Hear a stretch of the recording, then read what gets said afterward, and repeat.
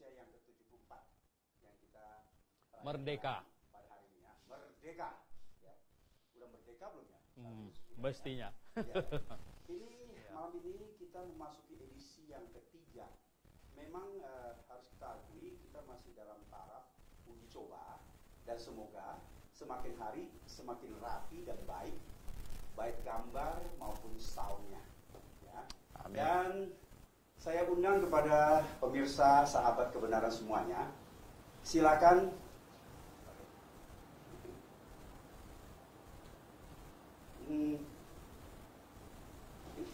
agak lama dikit ya. Oke.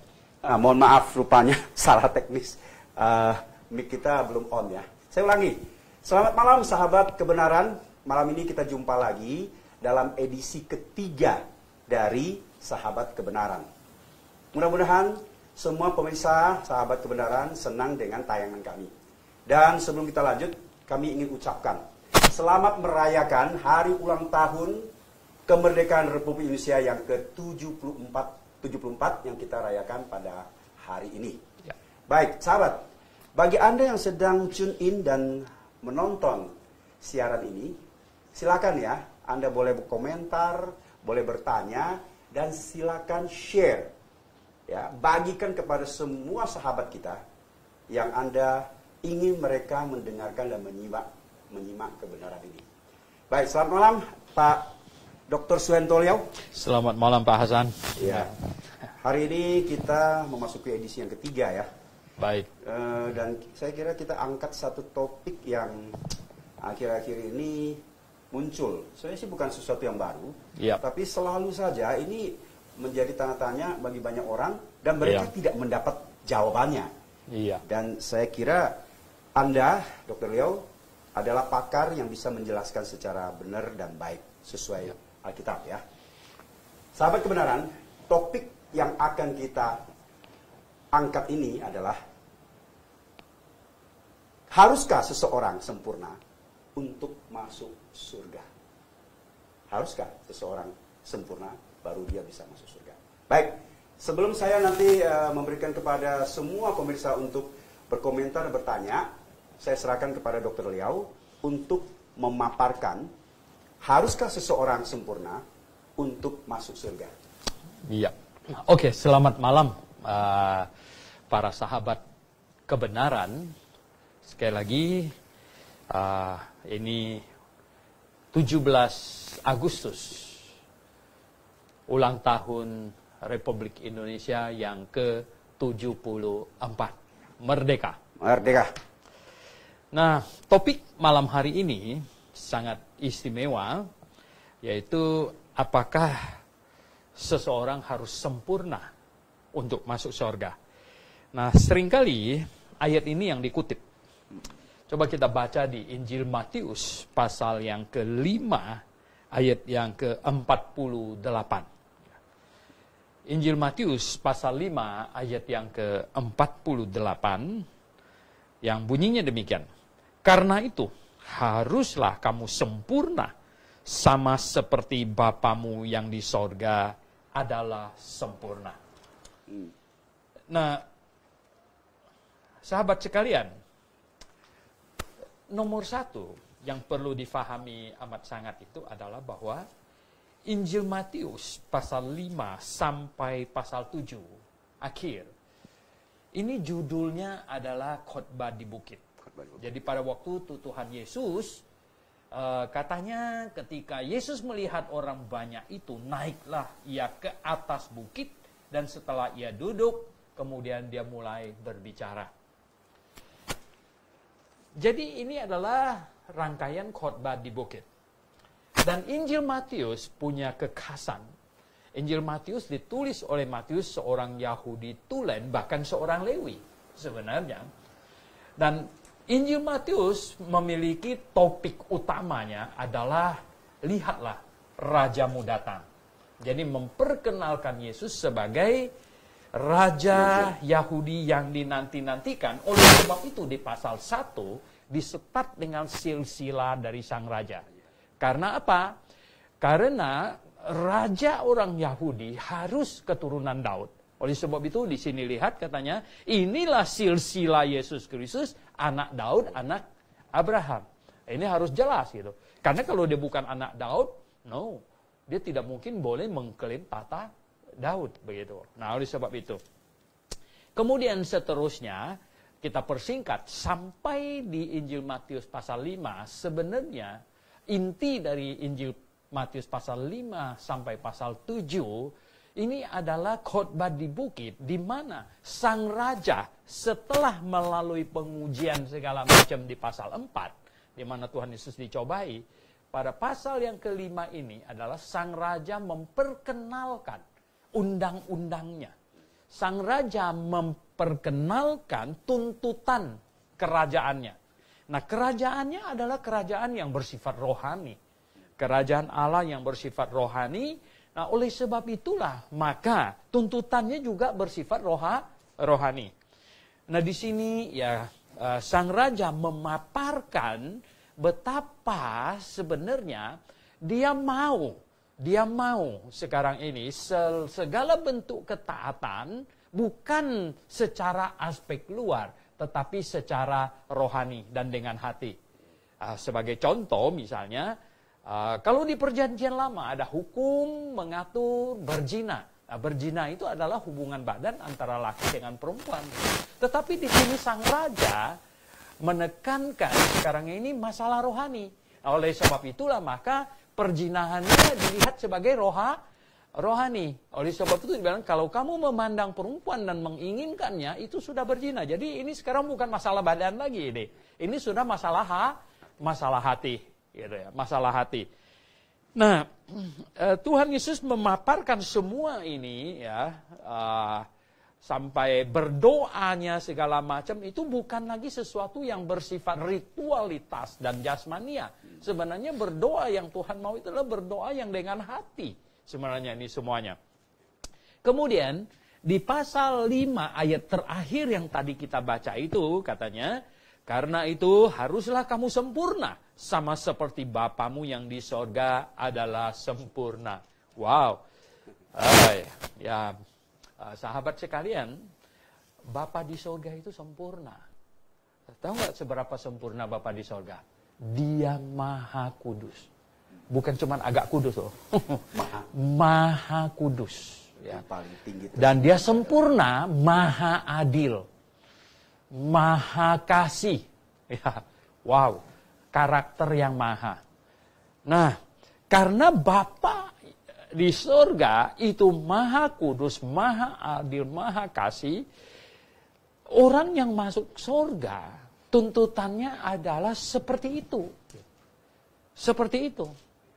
Wow. Bisakah manusia masuk surga? Bisakah manusia maha kudus? Seperti Bapa loh, lihat. Bukan agak kudus, tapi maha kudus. Bapa di surga kan maha kudus. Maha adil. Apakah kita bisa adil? Jangan jauh-jauh. Punya anak beberapa, bagaimana kita bisa bikin adil gitu? Nggak bisa. Nah, sahabat yang saya kasih dalam Tuhan Yesus, memang betul. Sebenarnya memang betul begini. Masuk surga, tidak bisa ada dosa sekecil apapun masuk surga. Tidak bisa. Masuk surga harus maha kudus. Allah adalah pribadi yang maha kudus. Tidak ada setitik dosa pun bisa menghampiri Allah. Tidak ada. Surga adalah tempat yang maha kudus. Tidak ada setitik dosa pun bisa masuk surga. Jadi untuk masuk surga, betul-betul harus kudus total. Ya. Untuk menghampiri Allah yang maha kudus, seseorang memang harus kudus total. Nah, sebenarnya adakah manusia bisa masuk di sana? Nah, ini dia. Ini adalah standar yang Tuhan taruh. Memang, betul. Saya katakan bahwa masuk surga harus maha kudus.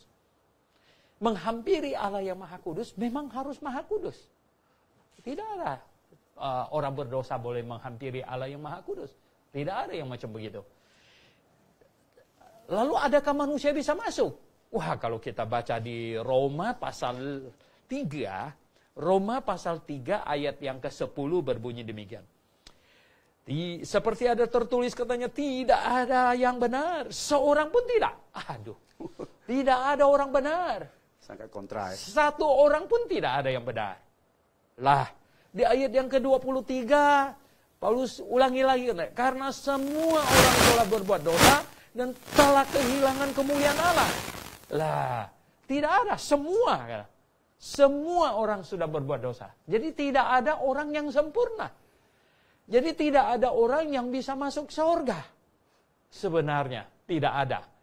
Nah, itulah sebabnya tidak ada mungkin satu manusia pun bisa masuk surga sebenarnya. Dan Allah tahu akan itu. Dan itulah sebabnya Allah mengenakan tubuh manusia. Ya, jadi Yesus Kristus di dalam Filipi pasal 2, kenosis bahasa Yunaninya, itu artinya menghampakan diri. Menghampakan diri menjadi manusia, mengenakan daging. Dan mengenakan daging, dialah pribadi yang sempurna. Tipu tidak ada dalam mulutnya. Dia adalah pribadi yang sempurna.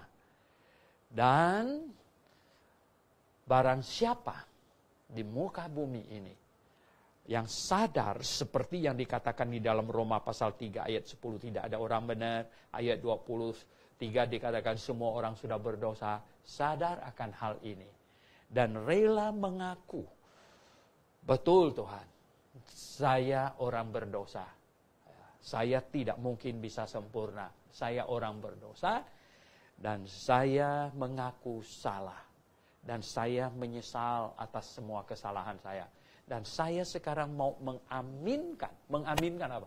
Mengaminkan bahwa Yesus Kristus menggantikan saya dihukumkan. Yesus Kristus menggantikan saya dihukumkan atas semua dosa saya. Dan dia memberikan kepada saya posisinya yang kudus. Nah, sebenarnya ini terjadi pertukaran. Inilah yang disebut penebusan. Penebusan.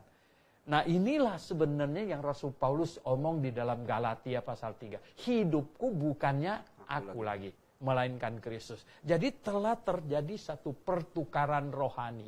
Yesus mengambil alih seluruh dosa saya, kemanusiaan saya, dan dia dihukumkan di atas kayu salib. Menerima penghukuman dan turun ke alam maut. Ya. Kemudian pada hari yang ketiga dia bangkit. Dan saya mengaminkan, dia memberikan kepada saya posisinya yang kudus. Nah, itulah posisi yang sempurna. Ya, jadi akhirnya posisinya yang sempurna itu dia berikan kepada saya. Jadi saya bisa menghampiri Allah karena kesempurnaan Yesus Kristus yang dia berikan kepada saya. Saya sendiri dengan usaha saya, tidak mungkin saya bisa sempurna. Impossible. Impossible bisa sempurna. Jadi Yesus yang sempurna itulah yang dia berikan kepada saya. Jadi saya mengenakan kesempurnaan Kristus. Datang menghadap Allah Bapa. Begitu. Nah, itulah yang memungkinkan saya diterima, itulah yang memungkinkan saya masuk surga. Tuntutan Allah bahwa masuk surga harus sempurna? Iya. Iya. Memang harus sempurna. Tetapi siapa yang mengadakan kesempurnaan itu? Persoalan di situ. Siapa yang melakukan kesempurnaan itu? Apakah kita sendiri yang berusaha untuk hidup sempurna? No. Setelah kita diselamatkan, oke? Setelah kita diselamatkan, setelah saya bertobat dan percaya kepada Tuhan Yesus, secara posisi di hadapan Allah, saya adalah orang yang sempurna. Secara posisi, ya, di hadapan Allah saya adalah sempurna. Kenapa? Karena kesempurnaan Yesus Kristus yang meliputi saya, yang diberikan kepada saya, sehingga saya menjadi sempurna. Nah, Saya secara posisi sempurna. Dan pada saat saya bertobat dan percaya kepada Tuhan Yesus, Roh yang Kudus masuk ke dalam hati saya. Roh suci. Roh Kudus itu roh suci. Sehingga hati saya menjadi suci. Dan kemudian, sahabat yang saya kasih dalam Tuhan Yesus Kristus, kita harus berjuang. Kita harus berusaha untuk hidup menyenangkan hati Tuhan. Hidup seperti Kristus hidup. 1 Yohanes pasal 2 ayat 6 berkata, hidup seperti Yesus hidup, artinya kita berusaha untuk menyenangkan hati Tuhan. Ya tentu kita berusaha, tetapi bisa tidak kita mencapai satu kesempurnaan? Selama mengenakan daging, tidak bisa. Tetapi kita berusaha. Ada satu standar, ada satu goal yang kita capai. Ada satu keinginan untuk lebih baik dan lebih baik dan lebih baik. Nah, banyak orang berpikir dia bisa sempurna. Nonsen, ya toh. Kenapa? Ya oke, saya tidak pergi merampok bank pasti. Saya juga tidak pergi memperkosa orang segala macam. Tetapi tahu nggak, Alkitab berkata, ya toh, kalau kita tahu berbuat baik dan tidak melakukannya, itu saja sudah berbuat dosa. Ya, itu saja sudah berbuat dosa. Wow. Nah, kalau kita lewat ini bawa mobil ini, lewat lihat ada peminta-minta di ya toh, ya, mestinya kita stop mobil dan kasih dia, ya toh. Oh, ini kalau kita tidak melakukan itu, kita sudah berdosa. Ya toh. Lo bayangkan, ya toh. Nah, jadi kita tidak mungkin bisa hidup sempurna. Nah, oleh sebab itu, di masa-masa yang lalu, ya toh, ada orang sebenarnya dia salah paham, dia pikir dia mau hidup sempurna. Agustinus, ya toh, yang dikasih gelar santo itu, dia adalah pangeran, ya toh. Dan dia sampai melepaskan semua-muanya itu, akhirnya dia pergi ke biara. Karena dia pikir dia mau berusaha untuk hidup sempurna, begitu. Toh bisa nggak? Nonsen. Karena apa? Saya bilang tadi bahwa kita tidak pergi merampok bank, kita tidak pergi mencuri barang orang, tetapi dosa pikiran ini, ya, dosa pikiran. Kita kesel aja, ya toh. Misalnya kita kesel sedikit saja itu sudah berdosa.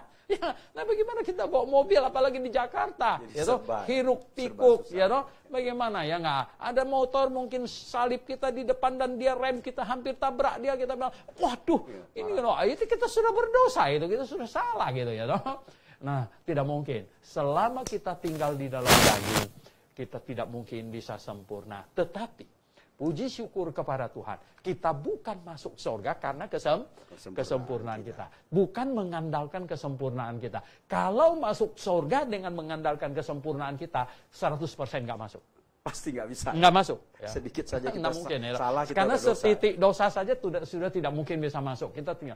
Jadi saya masuk surga sama sekali bukan karena kesempurnaan saya. Saya masuk surga karena kesempurnaan siapa? Yesus Kristus. Jadi kesempurnaan Yesus Kristus lah yang meliputi saya, yang dipakaikan kepada saya.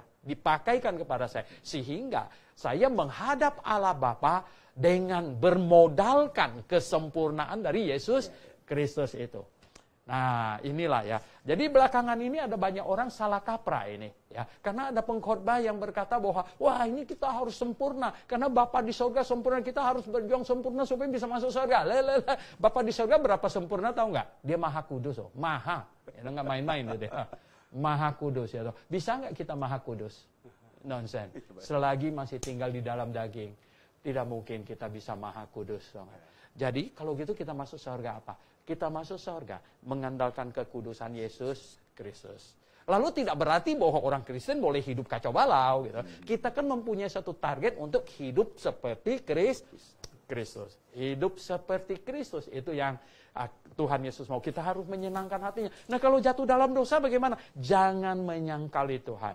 Kalau jatuh ke dalam dosa, orang yang ada Roh Kudus di dalam hatinya pasti sedih, pasti susah hatinya. Akuilah dosa kamu, dan kemudian katakanlah kepada Tuhan Yesus, saya mau berusaha untuk lebih baik lagi.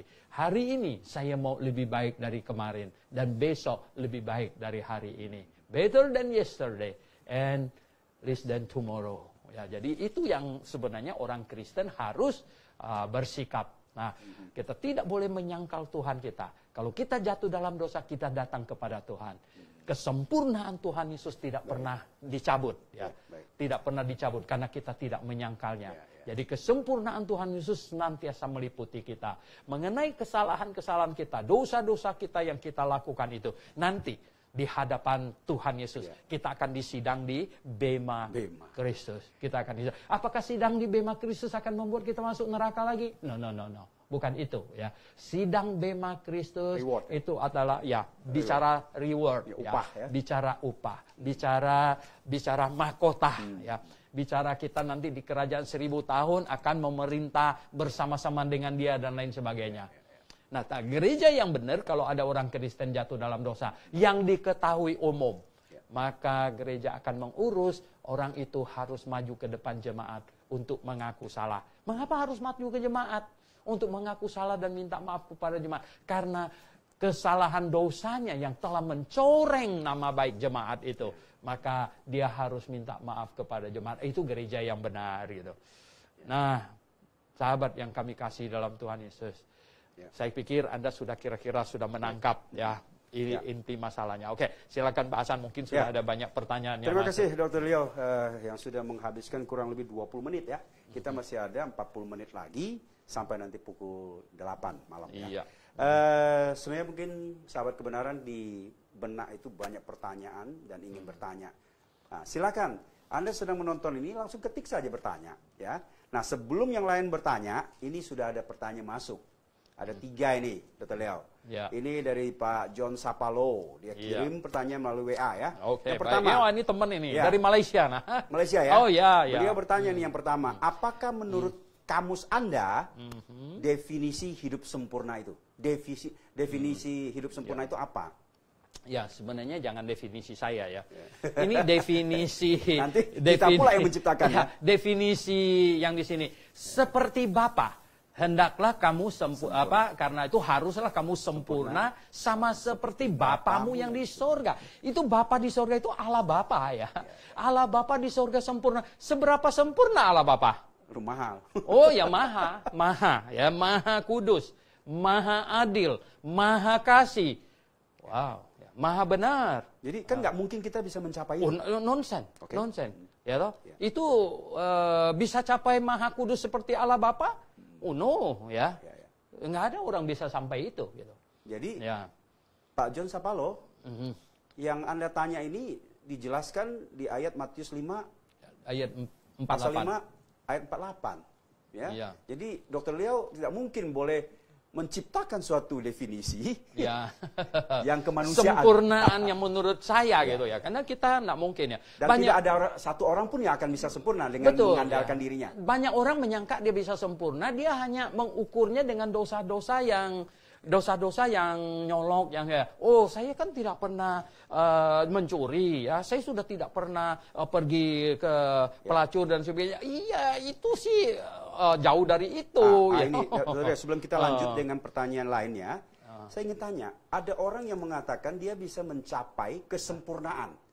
Ada konsep tertentu, keyakinan tertentu yang dia bisa mencapai kesempurnaan dengan cara bertapa, asketik, hidup meninggalkan keduniawian, tidak makan daging-dagingan, puasa, pakaian sederhana dan lain sebagainya. Apakah itu bisa mencapai kesempurnaan? Itu. No. Ada sebuah cerita gini. Ini ada sekumpulan kelompok orang ya, kelompok orang yang ini ya. Mereka di kelompok yang agama itu gitu ya. Saya tidak usah sebutkan keyakinan itu. Lalu mereka mulai berdebat gitu, diskusi berdebat. Sebenarnya apa yang menyebabkan orang bernafsu seperti laki-laki kok bisa nafsu sama perempuan? Kan mereka tidak boleh kawin, lalu nafsu ya. Akhirnya mereka berdebat-debat, akhirnya sampai kepada apa tahu nggak? Yang satu bilang itu karena lingkungan, yang satu bilang enggak, memang dari dalam sudah ada itu. Akhirnya mereka ribut-ribut, akhirnya mereka apa? Oke. Kalau gitu kita uji coba katanya. Satu anak laki-laki lahir, mereka minta dari ibunya, kemudian bawa ke dalam hutan. Nah, bawa ke dalam hutan, nggak pernah ketemu perempuan, nggak pernah ketemu perempuan ya. Lalu mereka ambil poster perempuan kasih dilihat. Nah, mereka bilang ini singa, jangan deket-deket ya. ini singa ini. Wah, dia liatin poster-poster perempuan tuh, oh ini singa, gitu. Wow, ini jangan, ini guru-gurunya bilang ini jangan dekat-dekat ini singa, ini sangat bahaya, tau nggak? Pada waktu dia umur 20-an, uji cobanya sekarang dibawa ke kota. Gitu. Ini gimana? Waktu sampai di kota ketemu banyak perempuan gitu ya, toh. Wah, bercengkerama, mereka perempuan cantik-cantik, senang sekali. Tahu nggak apa? Waktu mau dibawa, gurunya lihat, oh ini kacau ini. Wah, ini dia mulai dekat dengan perempuan, ini kacau ini, segala macamnya. Gurunya bilang apa? Ayo kita masuk lagi ke dalam hutan. Nggak mau, dia bilang. Kenapa nggak mau? Singanya baik-baik semuanya. Ternyata dari nature-nya, dari aslinya sudah begitu. Karena manusia yang jatuh dalam dosa. Jadi boleh katakan pertanyaan saya tadi itu adalah sesuatu yang bukan dalam konteks ini. Ya. Usaha manusia untuk melakukan ini itu nggak bisa mencapai kesempurnaan. Tidak mungkin. Kalau manusia bisa mencapai kesempurnaan, Tuhan Yesus tidak diperlukan lagi. Benar. Ya kan? Tuhan Yesus datang untuk mati di atas kayu salib menggantikan kita. Itu karena kita tidak sanggup. Gitu. Sudah ada yang bilang ini, nah kan Roh Kudus sudah masuk ke dalam hati, mestinya sanggup dong. Makanya Paulus berkata di dalam Roma pasal 7, orang lahir baru itu ada tarik-menarik di dalamnya. Karena keinginan Roh Kudus yang begitu besar untuk menariknya untuk melakukan hal yang positif segala macam. Tetapi karena masih tinggal di dalam daging, kita ditarik untuk ikut keinginan daging. Nah, itu terjadi tarik-menarik. Oleh sebab itulah Rasul Paulus menasihatkan di banyak suratnya, hendaklah engkau hidup menurut roh. Jangan hidup menurut daging gitu. Karena tarik-menarik itu. Sudah ada jawabannya itu menjelaskan dan menegur kita. Betul. Ya. Baik, pertanyaan kedua dari Pak John Sapalo lagi. Ini kayaknya mau borong habis ya. Oke. Apakah surga itu hanya untuk orang sempurna? Apakah surga itu hanya untuk orang sempurna? Kan ada orang nggak sempurna. Oh, justru surga itu, yang masuk surga itu harus sempurna sekali. Sempurna, tidak boleh ada setitik dosa. Dan kita tidak mungkin untuk mengadakan itu. Jadi, maka itulah jalan satu-satunya ke surga adalah datang kepada Tuhan Yesus. Dialah yang sempurna. Jadi harus mengenakan kesempurnaan Yesus, barulah orang bisa masuk surga. Dia jalan satu-satunya gitu. Jadi sudah jelas jawabannya ya. Betul. Dan yang terakhir, ini yang agak berat nih, tapi sebenarnya nggak berat. Pengalaman beliau nih. Minggu lalu sempat menginjil orang sakit dan dia terima Yesus. Oke. Besoknya langsung meninggal. Kanker tahap stadium 4. Oke. Hidup Bapak ini sebelumnya parah katanya. Ya. Sebelum mati itu sangat parah duniawi. Jadi apakah rohnya masuk kemana? Surga atau titik-titik tanda tanya?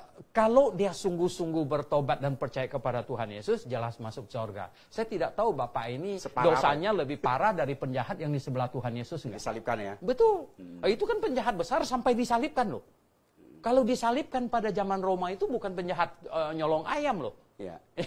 Itu adalah penjahat besar yang sampai hukumannya itu disalibkan. Ya, ini Bapak ini seberapa parah dibandingkan? Istilahnya capital punishment. Betul. Yang paling berat. Paling berat. Maka itulah Tuhan Yesus saja masih berkata kepada penjahat itu, hari ini juga engkau akan bersama dengan aku di dalam Firdaus. Karena apa? Hukuman Tuhan Yesus itu adalah hukuman yang paling berat sehingga cukup untuk menanggung dosa manusia yang terberat sekalipun. Jadi tidak ada. Itulah makanya, kenapa Tuhan Yesus bukan dihukum penjara 10 tahun? Kalau Tuhan Yesus dihukum penjara 10 tahun, maka hukumannya tidak mungkin bisa menghapus hukuman orang yang hukumannya 20 tahun. Masih selisih 10 tahun gitu.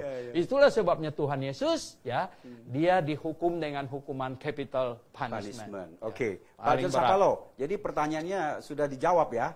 Sangat jelas. Dengan contoh, penjahat yang disalib di samping Tuhan Yesus itu sangat jahat pasti ya. Dia saat itu juga menerima Yesus, Tuhan menggaransi dia. Berarti ini kalau sungguh-sungguh. Tanpa perlu dibaptis, karena tidak perlu baptisan. Oke, baik Pak, lanjut dengan pertanyaan berikutnya lagi.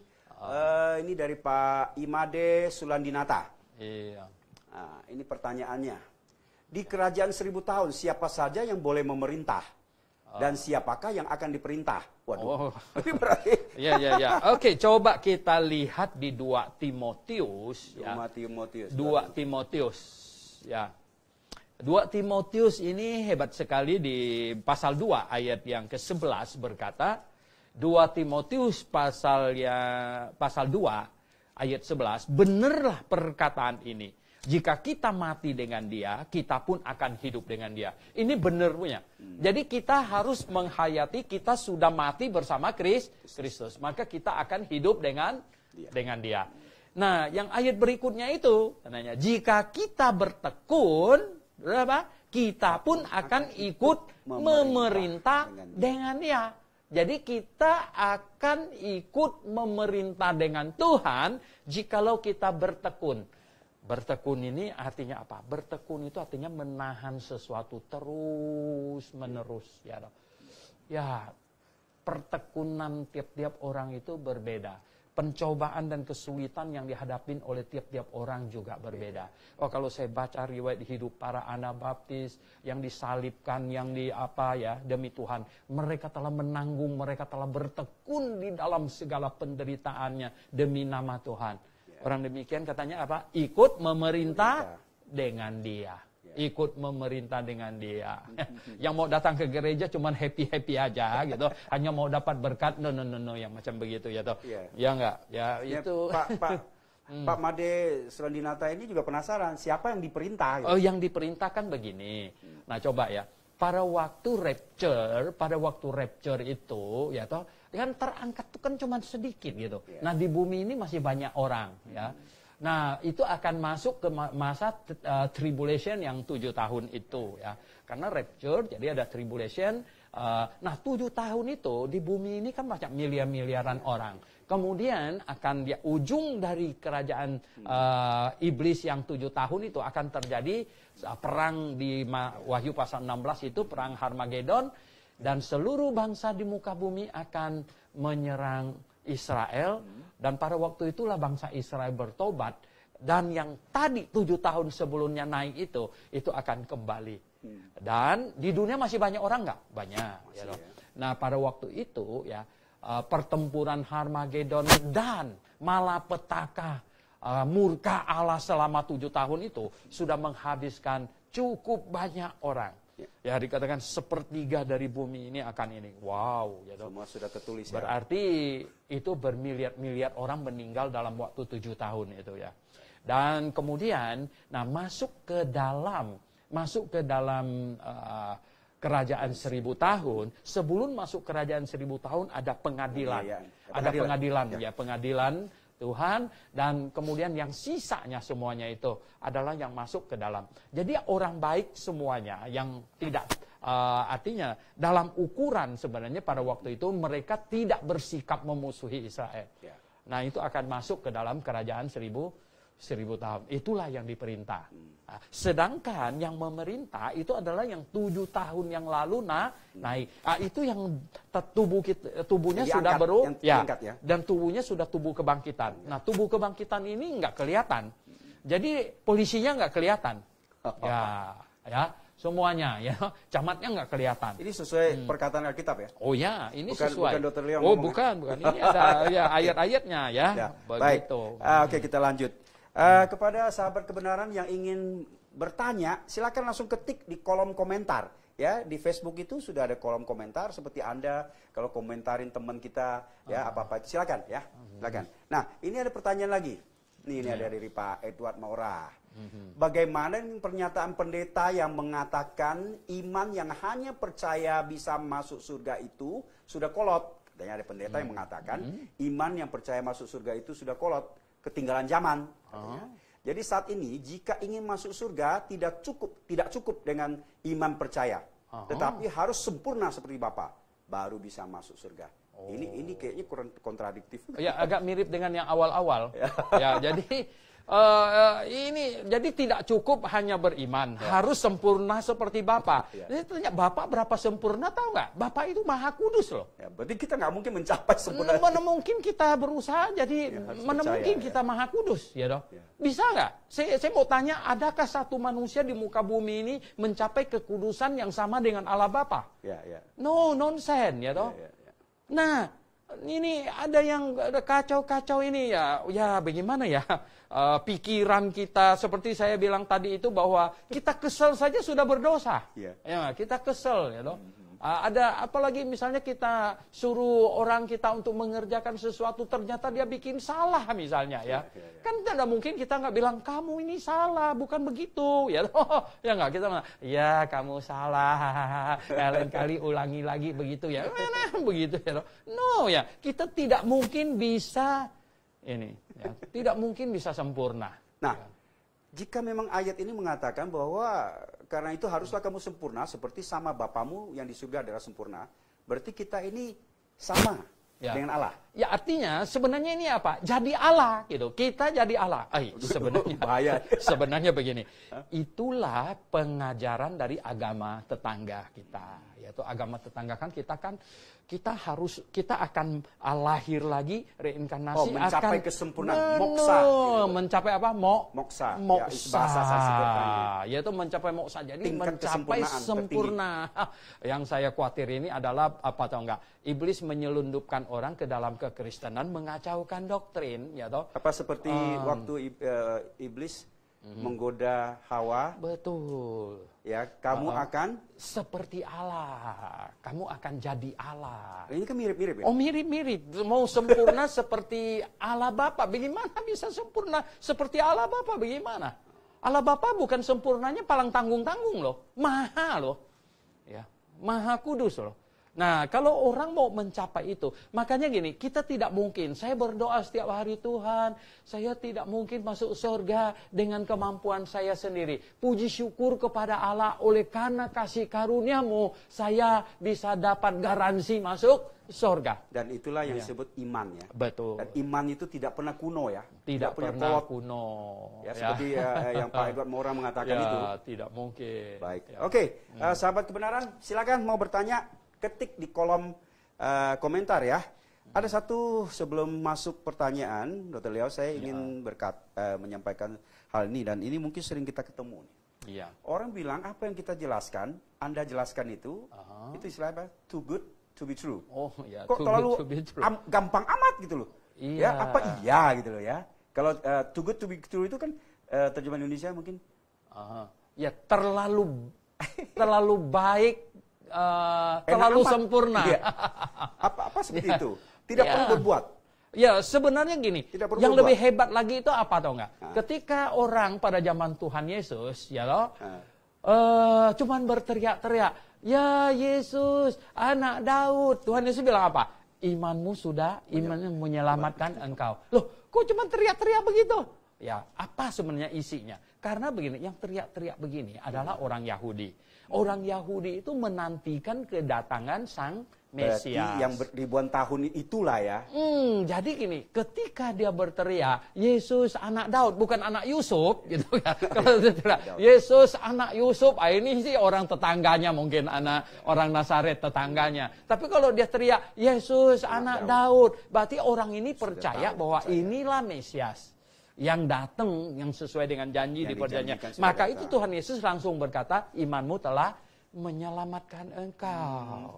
Begitu ya. Artinya orang itu beriman pada kebenaran bahwa dia adalah Mesias. Coba lihat betapa simpelnya kan. Nah, penjahat yang di sebelah itu, penjahat di sebelah ini kan, bahkan waktu saya masih muda saya cermatin, apa dia benar percaya? Karena dia bilang gini ya. Karena di dalam Alkitab dicatat begini loh. Awal-awalnya dua penjahat itu mengolok Tuhan Yesus. Dua-duanya loh. Melecehkan lah. Karena ini mereka disalib itu cukup lama di situ ya. Kira-kira jam 9 kan dia disalib gitu ya. Kira-kira jam 9. Jadi sudah berjam-jam gini ya. Tadinya lihat olok-olok dan melihat tindakan Yesus itu semuanya, perkataannya dan lain sebagainya. Bayangkan coba ya. Ini saya dipaku, Yesus dipaku gitu. Sama dong. Kita teriak-teriak gitu ya. Tetapi orang ini omongnya apa? Dia bilang apa? Bapak ampunilah mereka karena mereka tidak tahu apa yang mereka perbuat. Kita terheran-heran kan. Ya, kenapa ini? Dan setelah berjam-jam akhirnya yang satunya kan bertobat. Nah, omongan dia itu kalau cermatin dia bilang apa? Ini orang benar Yesus, ya. Jikalau engkau datang katanya dalam kerajaanmu, janganlah lupakan aku. Berarti orang ini percaya bahwa Yesus adalah sang raja, dia adalah Mesias, dia adalah anak Daud, dialah juru selamat yang dinantikan oleh nenek moyangnya berabad-abad bahkan beribu tahun.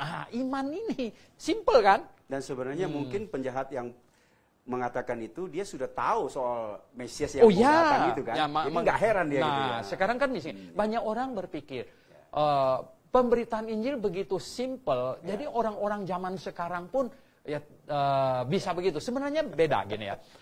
Kita orang Tionghoa ya, orang Indonesia, ya toh, orang Jawa, orang apa? Asia. Asia. Kita kan tidak mempunyai latar belakang seperti orang Yahudi yang memahami perjanjian. Jadi saya membandingkannya itu begini ya. Orang Yahudi itu ibarat sebuah ruangan yang sudah ada instalasi listriknya.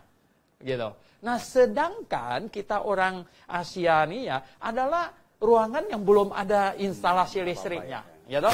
Nah, orang Yahudi itu sebenarnya tinggal dikonekkan ke PLN plug gitu, sudah nyala gitu. Seharusnya dia udah tahu. Nah, kita ini kan orang Asia tuh memerlukan penjelasan yang lebih komprehensif, lebih detail gitu. Ya barulah bisa menangkap kebenaran. Nah, karena sedangkan orang Yahudi dia dari umur 5 tahun sudah baca kitab perjanjian lama, dia sudah ngerti gitu. Nah, kita ini orang Asia ini tanya ya toh misalnya Yosua, cerita Yosua kita bilang mungkin tetangga saya yang namanya Yosua, jadi nggak connect gitu. Nah, jadi perlu ya. Mengapa orang berdosa tidak bisa masuk surga segala macam? Orang Yahudi sebenarnya sudah mengerti. Ya, berarti saya bisa sebenarnya tidak susah untuk memahami karena mereka sudah tahu ya. Betul. Oke, satu lagi, Dr. Leo, Pak Edward Mora ada satu pertanyaan lagi. Ini dari saudara Peter, mungkin dia meneruskan itu ya. Di 1 Petrus pasal 1 ayat 16 mengatakan, kuduslah kamu sebab aku kudus. Apakah ayat ini mendukung pernyataan bahwa masuk surga harus kudus seperti karakter Yesus? Ya betul. Ini semuanya ya? Standar. Kuduslah kamu sebab ya toh aku kudus. Ya, Allah itu kudus. Allah itu maha suci. Orang yang mau masuk surga itu nggak bisa masuk surga dengan berdosa. Sendiri ya, sudah terjawab sendiri. Jadi gini, tetapi kekudusan itu ya kita manusia tidak mungkin menyediakannya, mencapainya gitu. Yang bisa mencapainya itu justru adalah Tuhan Yesus. Tuhan Yesus. Kita masuk surga hanya ya kita dipakaikan kekudusannya kepada kita. Kita cukup mengimaninya saja. Betul. Kita cukup mengimani dia. Baik, oke. Ini ada ayat yang berkata ya, dia dibuat menjadi dosa oleh karena kita, katanya. Di mana itu ayatnya ya? Sebentar. Dia yang tidak berdosa telah dibuat menjadi dosa karena kita. Kalau nggak salah di Korintus ya. Ini 2 Korintus pasal yang ke-5, 2 Korintus pasal 5 ya. 2 Korintus pasal 5 ayat 21. Dia yang tidak mengenal dosa telah dibuatnya menjadi dosa karena kita, supaya di dalam dia kita dibenarkan Allah. Ini sangat jelas ayat ini. Ya, jadi dia yang tidak mengenal dosa itu Yesus, tidak mengenal dosa ya. Telah dibuat Allah Bapa menjadi dosa karena kita. Mengapa? Karena dosa kita lah yang dipikulnya. Ditimpakan ya, ke dia, dosa kita. Dan katanya supaya di dalam dia kita dibenarkan Allah. Nah, jelas sekali. Di dalam sebenarnya gini, Yesaya pasal 53 itu sudah 700-an tahun sebelumnya sudah dituliskan. 700 tahun sebelum Tuhan Yesus sudah dituliskan ya di ayat 5-nya. Coba lihat Yesaya 53 ayat 5. Tetapi katanya dari ayat 4 mungkin lebih baik. Tetapi sesungguhnya penyakit kita lah yang ditanggungnya dan kesengsaraan kita yang dipikulnya. Padahal kita mengira dia kena tulah, dipukul dan ditindas salah. Tetapi dia tertikam oleh karena apa?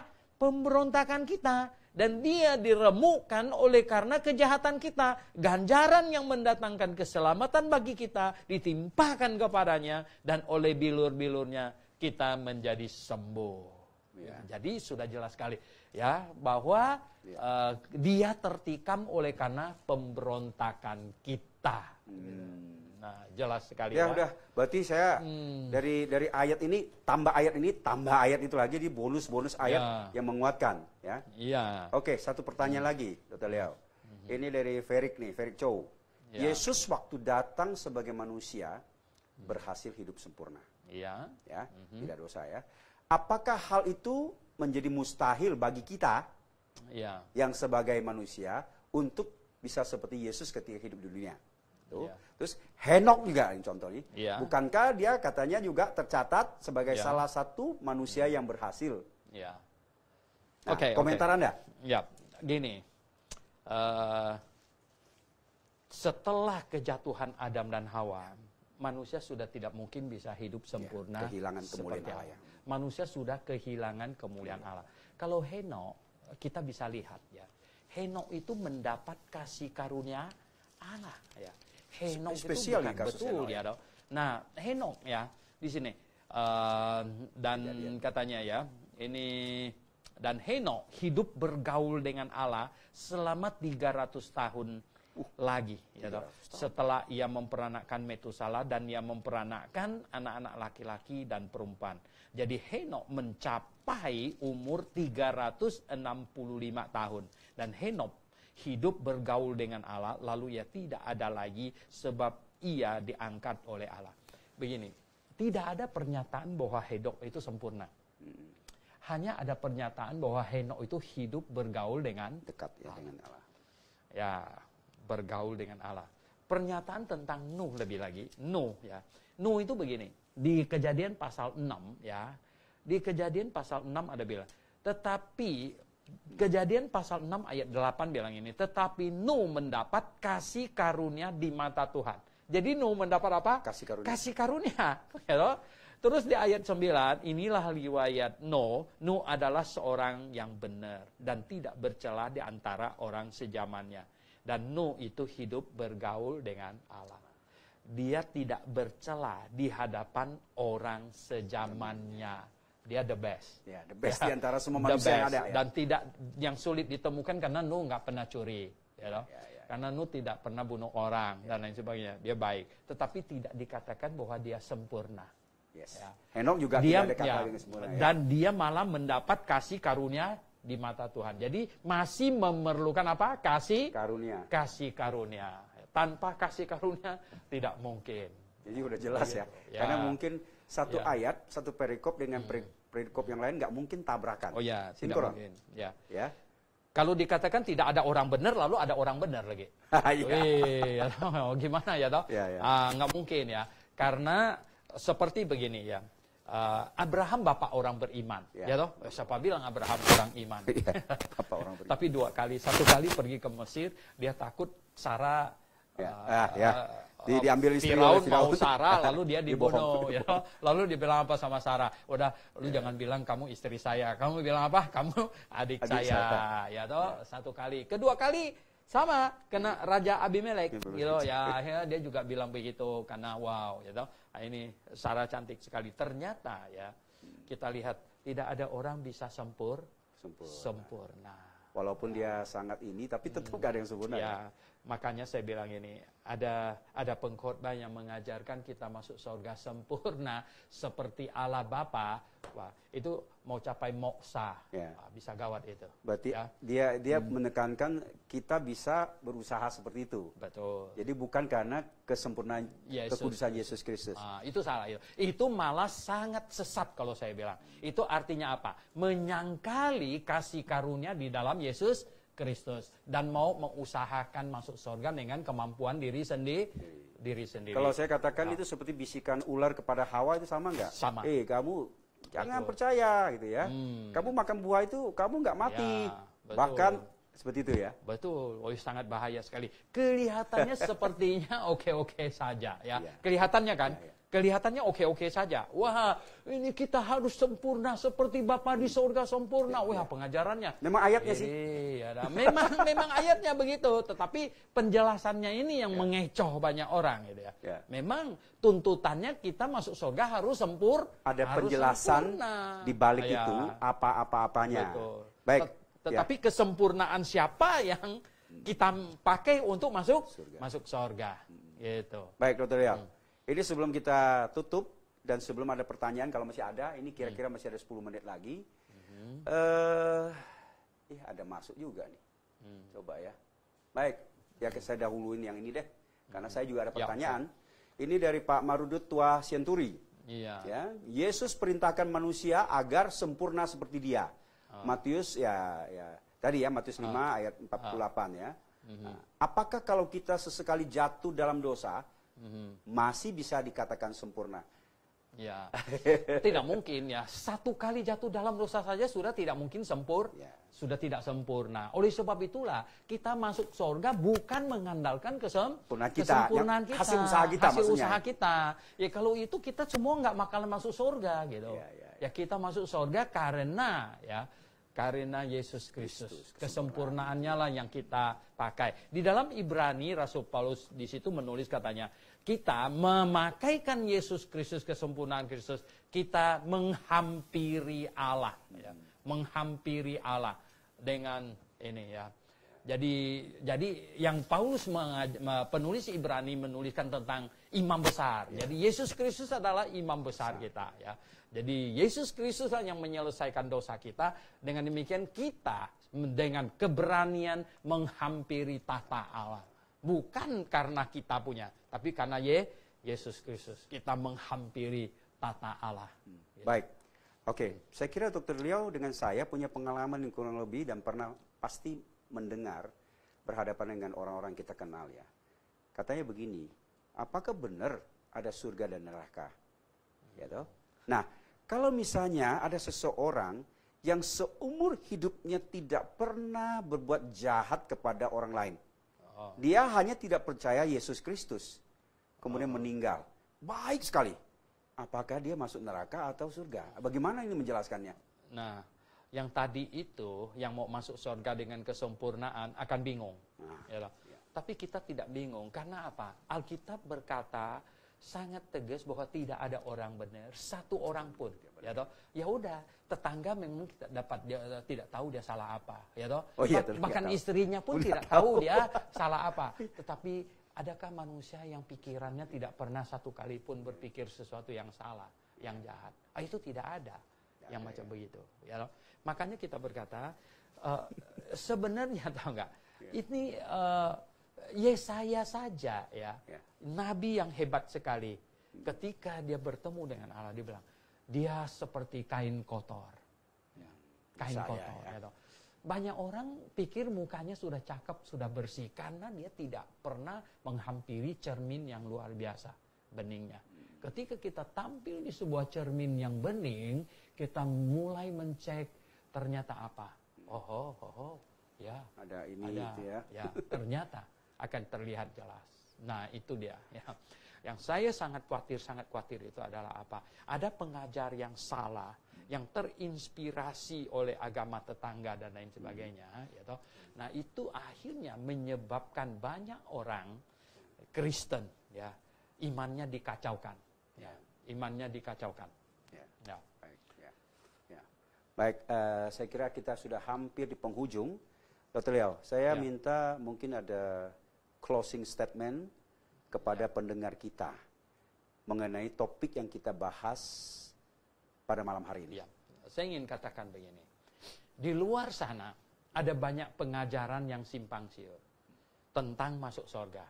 Ini adalah topik yang bukan hanya penting, super penting. Nah, oleh sebab itu, kiranya jikalau Anda ikut nonton acara ini, saya ingin katakan bahwa Anda mempunyai tanggung jawab untuk mencari tahu yang paling benar itu seperti apa. Saya katakan begini ya, tadi kita sudah baca ayat-ayatnya. Masuk surga harus sempurna, betul. Tidak ada boleh setitik dosa pun masuk surga. Allah itu maha kudus, surga itu maha kudus. Tidak ada setitik dosa pun bisa menghampiri Allah dan masuk surga. Nah, manusia tidak mungkin masuk. Nah, oleh sebab itulah maka Yesus datang dan Yesuslah sempurna. Dialah pribadi yang sempurna. Dan dia rela menukarkan kesempurnaannya dengan kita. Dia ambil dosa kita dan dihukumkan di atas kayu salib. Dan dia memberikan kesempurnaannya kepada kita. Dengan demikian kita menghampiri tahta Allah. Memakai kesempurnaan Yesus Kristus. Itulah iman kita. Dan pasti kita akan masuk surga. Dan jangan coba-coba sekali lagi. Jangan coba-coba mau masuk surga mengandalkan kesempurnaan yang engkau sendiri usahakan. Itu mustahil punya. Bersyukur dan berterima kasihlah kepada Tuhan Yesus. Saya kira cukup ya. Baik, sahabat kebenaran, kita sudah di penghujung acara. Malam hari ini kita bincang-bincang soal haruskah seseorang itu sempurna untuk masuk surga. Dr. Leo sudah menjelaskan, kemudian banyak pertanyaan masuk yang sudah dijelaskan. Dan jika Anda haus akan kebenaran firman Tuhan, silakan menghubungi kami ya di akun yang ada di Facebook ini. Silakan bertanya di situ. Baik. Dan minggu depan, Sabtu, jam yang sama, jam 7 malam, silakan tune in, buka dan share kepada teman-teman Anda. Dr. Leo, mari kita ucapkan salam kepada pemirsa ya. Kita ucapkan selamat hari ulang tahun kemerdekaan Republik Indonesia yang ke-74. Merdeka! Maranatha! Amin.